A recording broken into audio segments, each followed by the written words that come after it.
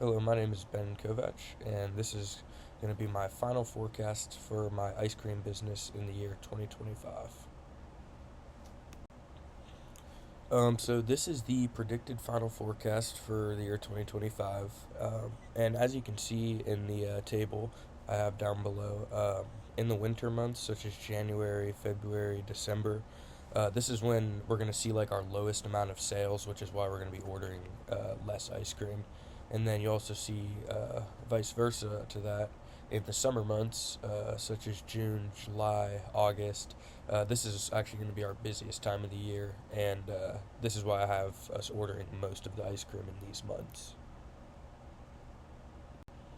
Now that we're moving on, I'm going to start talking about a couple of forecasting methods. First up is the naive method.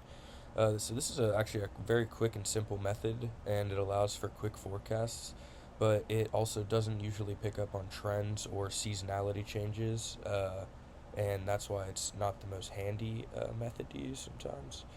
In the picture down below, too, you can see, as an example of this method, they're just taking the past numbers and they're forecasting them for later months in the year to try and predict how many or what the actual sales will be.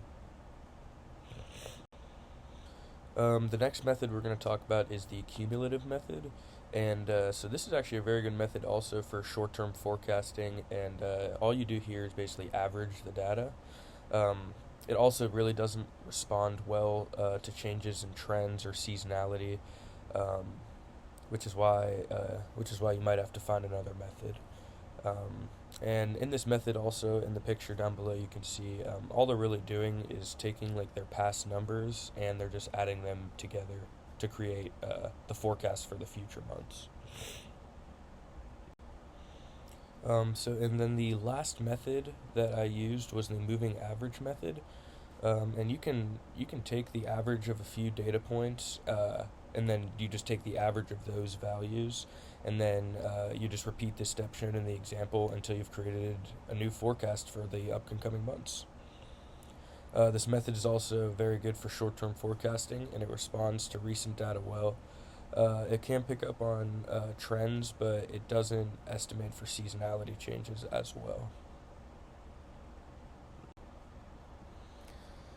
So for my business, which is located in Youngstown, Ohio, I've kind of had to prepare for seasonal changes, and I respect that sales are going to be at their lowest in the winter months, as you can see on our graph, and highest in the summer months. And this is actually just a graph that basically tracked when all ice cream sales were made throughout an entire year, and the summer months of June, July, August have at least 50% of all ice cream sales made or have to in or in those months.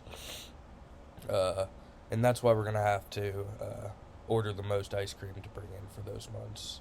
Another thing also is that people enjoy eating their ice cream outside, and you can only really do this in the summer, and then in the winter, it's just kind of gonna ruin the entire experience.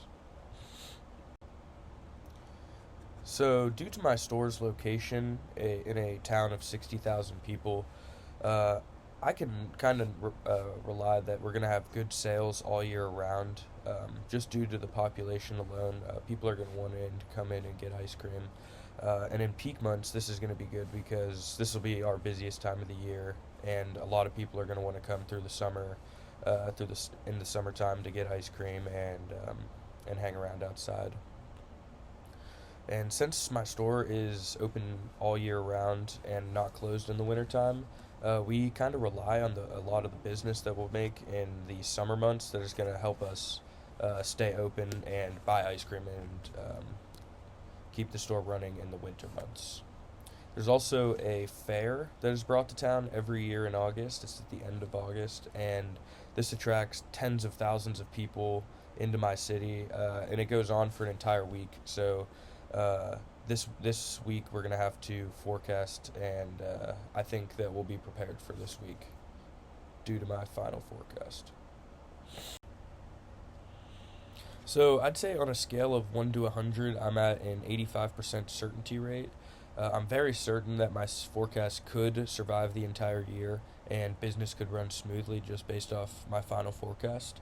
However, the reason I'm only at an 85 right now is because I can't account for unexpected setbacks such as like shipment getting lost or damaged, or maybe a new ice cream shop that opens up across the street and 40% of my customers are stolen.